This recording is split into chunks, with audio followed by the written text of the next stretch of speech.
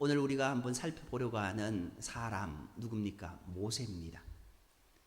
모세가 과연 왜 하나님의 백성들을 출애굽시켜서 이스라엘 땅으로 인도하였을까? 그는 과연 어떤 사람이었을까? 우리는 그에 대해서 잘 알고 있습니다. 그럼에도 불구하고 그가 왜 그렇게 비스가산 꼭대기 느보산에서 죽을 수밖에 없었는가에 대해서는 우리가 구체적으로 잘 모릅니다. 그렇다면은 왜 하필이면 모세가 비스가산 꼭대기 느보산에서 죽을 수밖에 없었을까? 우리가 한번 생각해 보아야 됩니다. 모세가요, 하나님의 손길이 닿았기 때문에 그는 하나님의 귀한 일꾼이 되었습니다. 찬란한 왕궁에서 왕자의 심으로 살아오다 한날에 살인자와 도망자의 신세로 전락한 모세, 그가 하나님의 손길이 닿게 되자 이스라엘 백성을 출애굽시키는 위대한 지도자로 바뀌게 되었지 않습니까? 세상의 많은 것들이 누구의 손에 들려지는가, 누구의 손에 닿게 되는가에 따라서 그 인생이 바뀌어지는 모습을 보게 됩니다. 사람이 그렇지 않습니까? 어느 사람의 손길이 닿으면 춤을 추고, 어느 사람의 손길이 닿으면은 악한 잘로 전락되어져 버리는 그런 모습을 보게 되지 않습니까? 그러나 주님의 손길이 닿으면 꽃이 피고 열매 맺고 나비가 찾아들고 새가 쉬는 생명터가 됩니다. 죽어 말라 비틀어진 뼈 같던 존재가 주님의 손길이 닿게 되니까 생명의 군사가 되게 되었던 겁니다. 오늘 모세도 마찬가지였습니다. 그런데 그는 지금 40년간 광야에서 이스라엘 백성들을 이끌다가 가나안 입성을 앞두고 꿈에도 그리던 가나안 땅을 바라보게 됩니다. 하나님은 모세에게 약속의 땅 가나안 전역을 친히 보여주셨습니다. 모세는 비록 약속의 땅에 들어가지는 못했지만 그토록 소망해 온 가나안 복지를 남쪽 끝 네겝 사막 지역부터 시작해서 저 북쪽 끝 단까지 환히 보며 신실하신 하나님을 찬양하는 가운데 자신이 어떤 존재였는가, 내가 과연 어떤 존재였는가 다시 한번 깨닫게 됩니다. 아, 맞아, 내가 하나님의 심부름꾼이었지, 내가 하나님의 사명자였지 라는 것을 다시 한번 깨닫게 됩니다. 사명자는 하나님의 심부름꾼, 즉 사환이라는 사실을 잊으면 안 됩니다. 사명자는 먼저 나 자신이 하나님 앞에 어떠한 존재인가를 아는 것이 가장 중요합니다. 그 이유는 자신의 분수를 모르고 살게 되면 주인으로부터 버림받을 수도 있고 받은 사명을 빼앗길 수도 있기 때문입니다. 우리는 달란트의 비유, 문화의 비유를 통하여서 그것을 잘 살펴보았지 않습니까? 모세는 이스라엘 백성을 애굽에서 이끌어낸 지도자였지만 그들의 목적지인 가나안 땅에 들어가지는 못했습니다. 그 당시 모세가 어떠했다라고 성경은 말씀하고 있습니까? 34장 7절 말씀에 모세가 죽을 때 나이 120세였으나 그의 눈이 흐리지 아니하였고 기력이 쇠하지 아니하였더라 라고 말씀하고 있습니다. 눈이 흐리지도 않았고 귀력이 쇠하지도 아니하였는데 왜 생을 마감했을까요? 그것도 느보산 꼭대기에서. 이것은 바로 그의 불신앙과 불순종 때문이었습니다. 아니, 모세와 같은 사람에게 왜 이런 표현을 쓰는 것일까요? 그것은 주인 되신 하나님을 믿지 못하고 주인의 말을 따르지 않은 것 때문이었습니다. 민수기 20장 12절 말씀을 보면은 여호와께서 모세와 아론에게 이르시되 너희가 나를 믿지 아니하고 이스라엘 자손의 목전에서 나의 거룩함을 나타내지 아니한 고로 너희는 이 회중을 내가 그들에게 준 땅으로 인도하여 드리지 못하리라 하시니라고 분명히 말씀하고 계십니다. 모세는 자신이 하나님의 심부름꾼이라는 사실을 잊어버렸고 보내신 주인의 의를 드러내지 않았습니다. 하나님께서 모세를 사명자로 부르신 이유와 오늘 우리를 믿음의 사람으로 부르신 이유 다르지 않습니다. 모세는 80세에 하나님의 부르심의 소명을 받았습니다. 그리고 40년 동안 이스라엘 백성들을 이끌었습니다. 그 과정 속에 그는 이스라엘 백성을 애굽에서 인도하여 신광야에 있었던 르비딤 장막에 진을 치게 되었 르비딤의 장막을 치게 되었습니다. 이때 마실 물이 없다는 이유로 백성들이 모세와 아론에게 모여들었습니다. 그리고는 원망과 불평을 쏟아내며 모세와 다투기 시작합니다. 이때 모세는 하나님께 기도하기에 이럽니다. 하나님, 이 백성을 어떻게 해야 좋겠습니까? 하나님의 응답이 내려졌습니다.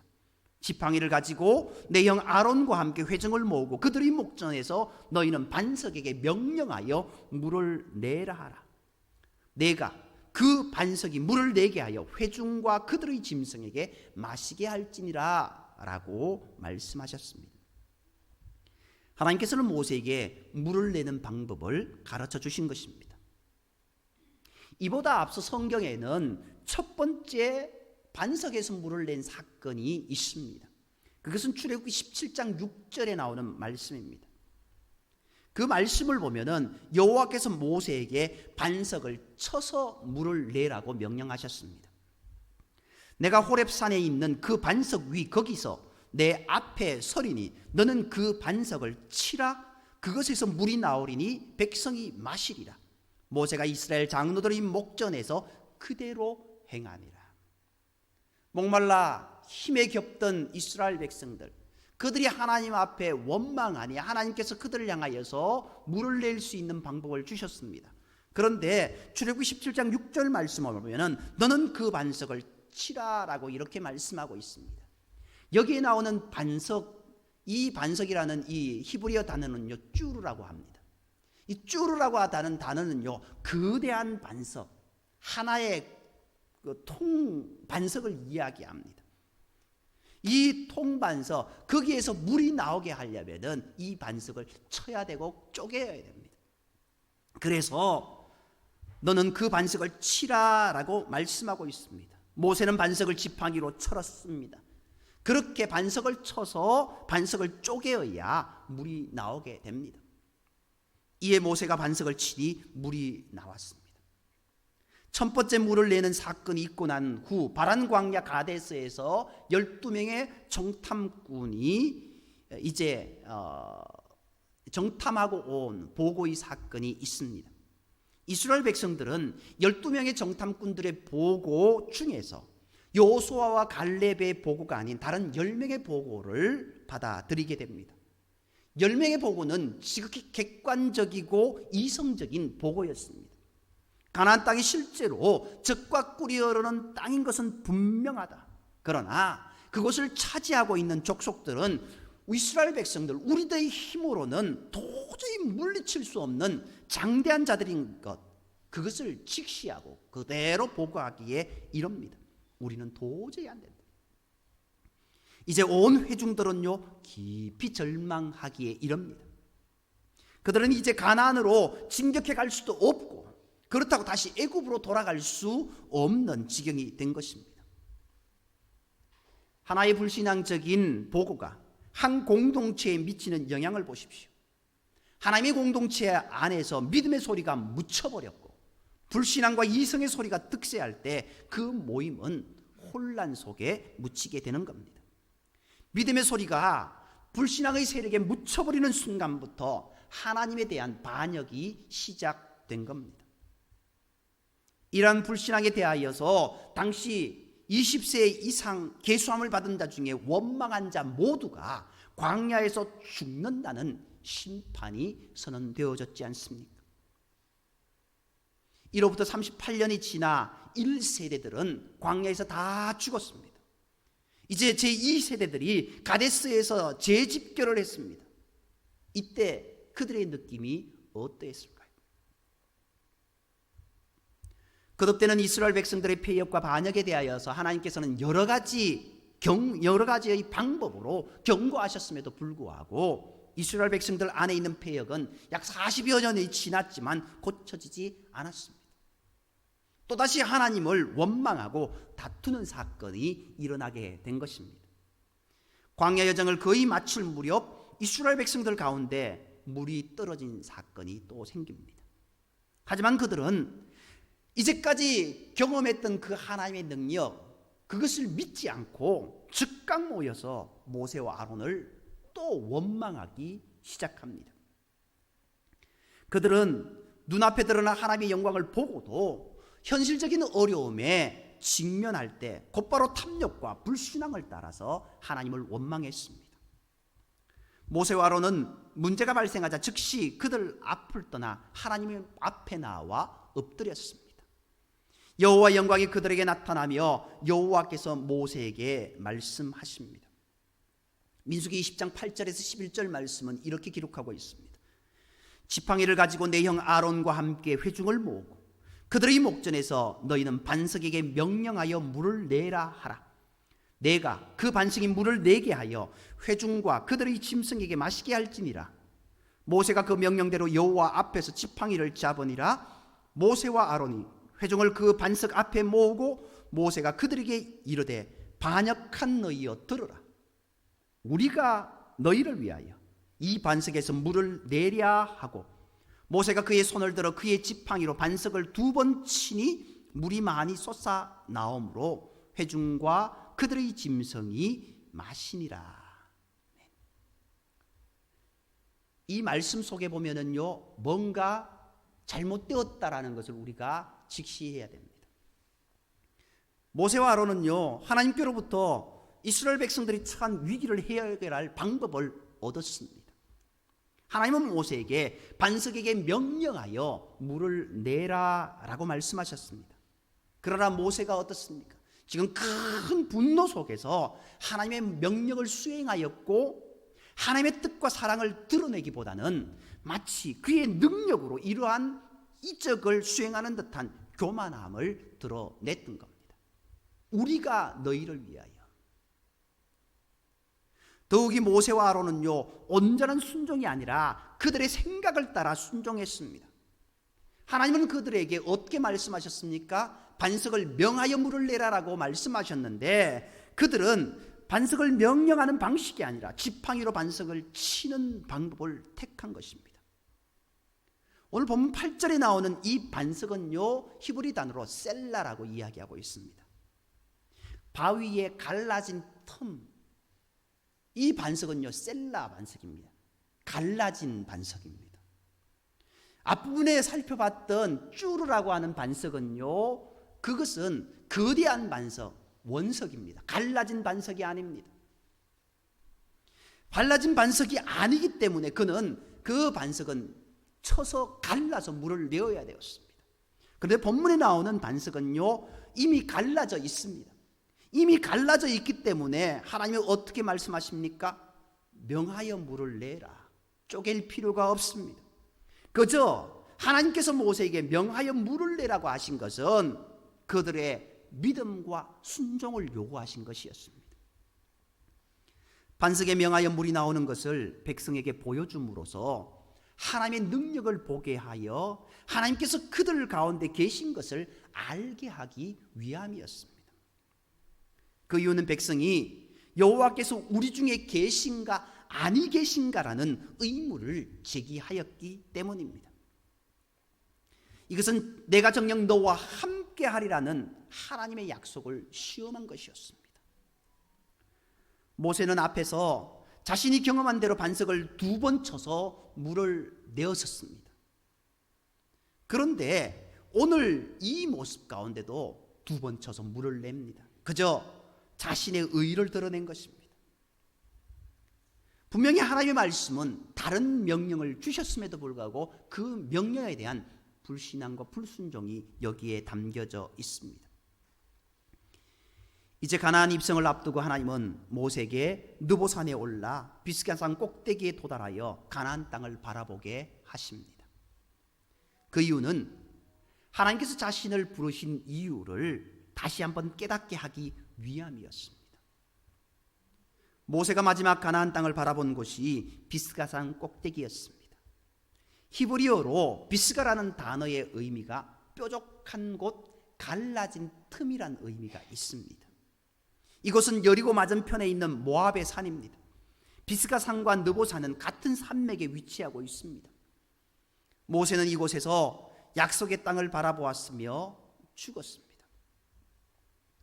비스가라는 단어의 의미, 갈라진 틈으로 상대를 알 수 있는가 하는 물음입니다. 하나님께서 모세를 이곳으로 인도한 이유가 무엇이었겠습니까? 이 비스가라는 단어의 의미를 통해 유추해 볼 수 있습니다. 하나님께서는 모세에게 자신이 걸어온 지난 발자취를 검토하여서 약속의 땅에 들어가지 못하는 이유를 찾아보라는 뜻입니다.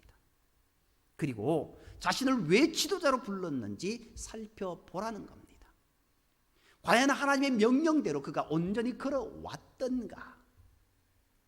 이 비스가 그 갈라진 틈방울이 속에 자신이 그 틈 속에서의 그 삶을, 그런 행동을 온전히 했던가? 그리고 자신을 왜 지도자로 불렀는지를 또 묻고 있습니다. 그것이 바로 느보라는 의미에서 찾을 수 있습니다. 모세 자신이 오른 산이 느보산입니다. 이 느보라는 단어는요, 전령이라는 뜻으로 심부름꾼이라는 의미가 있습니다. 심부름꾼은 자신을 보낸 주인의 뜻을 전달하는 사람입니다. 그래서 주인이 시키는 대로 순종하면 됩니다. 자신의 기술이나 지식, 경험이 필요치 않습니다. 모세는 이 느보산에서 비로소 자신의 모습을 보게 된 겁니다. 자신이 주인이 아니라 하나님의 심부름꾼에 불과하다는 것입니다. 왜 모세가 느보산에서 죽을 수밖에 없었는가? 그리고 모세가 왜 비스가산 꼭대기에 올라갈 수밖에 없었는가? 하나님은 모세를 향하여서 그 마지막 다시금 하나님을 찾을 수 있는 기회를 허락하셨습니다. 비록 그의 불신앙과 불순종으로 인하여서 가나안 땅으로 들어가지는 못했지만 그가 이제까지 하나님의 심부름꾼으로서 여기까지 오게 되었던 것, 그리고 심부름꾼으로서 그가 얼마나 신실하게 걸어왔던가, 그것을 다시 한번 깨닫게 하기 위함이었습니다. 그는 신광야 가데스의 머리바 물가에서 하나님의 거룩함을 믿는 믿음으로 행동하지 못했습니다. 오직 자신이 주제와 법관이 되어서 백성을 인도하고자 했습니다. 이런 모세의 행동은 자신이 하나님의 심부름꾼이라는 그 사실을 잊어버렸기 때문입니다. 자신의 주인이 바위에 명하여 물을 내라는 명령을 따르지 않았습니다. 하나님의 명령을 따르지 않았습니다. 오직 자신의 경험 속에서 터득된 지식을 따라서 먼저 번처럼 바위를 쳐서 물을 내려고 했던 것입니다. 이런 모세의 행위는요, 하나님의 거룩을 훼손한 믿음 없는 행동이었습니다. 32장의 말씀, 그 말씀에 그렇게 이야기하지 않습니까? 이는 너희가 신광야 가데스 머리바 물가에서 이스라엘 자손 중 내게 범죄했다까지 말씀하고 있습니다. 불순종한 것이 범죄한 것입니다. 불신앙으로 믿음 없이 행동한 것이 범죄한 것입니다. 그렇게 해서 어떻게 했습니까? 내 거룩함을 이스라엘 자손 중에 나타내지 아니한 까닭이라. 하나님의 거룩함을 나타내야 될 심부름꾼이, 사명자가 하나님의 거룩함을 나타내지 못하고 자신의 의의를 드러내었던 겁니다. 이 무리바 사건을 계기로 모세는 사명자로서 임무는 끝나게 되었습니다. 그리고 가나안 땅을 눈앞에 두고 생을 마감하게 됩니다. 40여 년 동안 그렇게 고생하며 이스라엘 백성들을 인도했던 영도자입니다. 지도자입니다. 그런데 그의 마지막이 하나님께서 적과 꾸려는 가나안 땅으로 들이게 하셨지만 그곳에 들어가지 못하는 안타까운 모습을 보게 됩니다. 다만 하나님은 그에게 마지막 깨달을 수 있는 기회를 주셔서 그곳에서 그는 깨닫게 되고 마지막 생명을 마감하게 됩니다. 모세는 광야 생활 처음에 물을 낼 때는 주인 되시는 하나님의 뜻을 따라 행동했습니다. 광야 생활 마지막 물을 낼 때는 주인 되시는 하나님의 뜻을 따르지 않고 자신의 뜻대로 행동하며 물을 내었습니다. 이런 모세의 행동을 보면 그의 생각을 읽을 수 있습니다. 그는 이스라엘 백성을 통솔하기 위하여 방법과 제도를 만들었습니다. 그리고 그것에 권위를 부여하여 주제와 법관을 세웠습니다. 하나님이 약속하신 땅에는 이런 것이 필요가 없습니다. 하나님 나라는 어떤 구조나 제도로 들어가는 것이 아니기 때문입니다. 오직 믿음으로만 들어갈 수 있습니다. 이런 자신의 잘못된 생각을 마지막 느보산에서 발견하게 된 것입니다. 모세는 느보산에서 자신은 하나님의 심부름꾼에 불과하다는 사실, 그것을 깨닫게 되었습니다. 오늘 우리도 마찬가지입니다. 우리 자신도 하나님의 심부름꾼임을 한시도 잊어서는 안 됩니다. 오늘 우리는 하나님의 한량없는 사랑을 입은 자들입니다. 그 사랑을 세상에 전하여야 할 것입니다. 우리가 가지고 있는 물질, 재능, 지혜를 세상에 나누어주는 사랑의 전달자가 되어야 될 줄 믿습니다. 더 중요한 것은 오늘 우리를 통하여서 믿음이 전달되어져야 될 줄 믿습니다. 복음이 전달되어져야 될 줄 믿습니다. 이 땅의 생명의 역사를 이어가야 될 줄 믿습니다. 세상 끝날까지 너희와 함께 있다고 말씀하시면서 우리에게 부탁하신 그 복음 전도의 그 사명을 감당하는 저와 여러분이 되어야 될 줄 믿습니다. 오늘 우리가 은혜라는 찬양을 우리가 함께 불렀습니다. 모든 것이 은혜였습니다. 그런데 그 은혜는 어떻게 해야 될까요? 시편 31편 21절에서 다윗은 은혜를 베풀고 주는 자가 의인이다 라고 말씀하고 있습니다. 그런 의미에서 진정한 그리스도인은 은혜를 베풀고 주는 자입니다. 오늘 저와 여러분이 하나님의 은혜를 받았을진데 그 은혜를 나누고 사랑하며 나아가는 목된 모습이 되어야 될 줄 믿습니다. 우리 모두 하나님의 심부름꾼으로서 은혜를 베풀고 주는 자로서 자신에게 주어진 귀한 사명을 감당하셔서 착하고 충성된 종이라는 주님의 칭찬 듣는 성도들이 다 되시기를 주님의 이름으로 축복합니다. 기도드리겠습니다. 사랑과의 하나님, 오늘 모세가 그렇게 하나님의 말씀을 따라 이스라엘 백성들을 인도하였지만 그에게도 불신앙과 불순종이 있었던 모습을 보게 됩니다. 오늘 우리도 연약한 존재인지라 하나님을 따라간다라고 말하지만 불순종과 불신앙의 모습들이 우리 속에 덕지덕지 붙어 있습니다. 주님, 우리가 하나님의 심부름꾼인 것을 깨닫게 하시고 하나님의 은혜를 받은 자인 것을 다시 한번 깨닫고 우리가 온전히 은혜를 베풀고 주님의 심부름꾼으로서 그 일을 감당할 수 있는 은총을 허락하여 주옵소서. 모세에게 마지막 은혜를 베풀어서 그를 깨닫게 하신 주님, 오늘 우리에게 은혜를 베풀어 주셔서 우리로 깨닫게 하여 주옵소서. 우리도 비스가산 꼭대기 느보산에 올라서 내가 하나님의 심부름꾼임을 자각하게 하시고 이제 주님이 우리에게 말씀하신 생명을 나누는 자로, 복음을 전하는 자로, 은혜를 나누는 자로 나아가는 복된 인생들이 되게 인도하여 주옵소서. 모든 말씀 우리를 사랑하시는 예수님의 이름으로 감사하며 기도드립니다. 아멘. 우리 말씀을 기억하면서요 320장 찬양 드리겠습니다.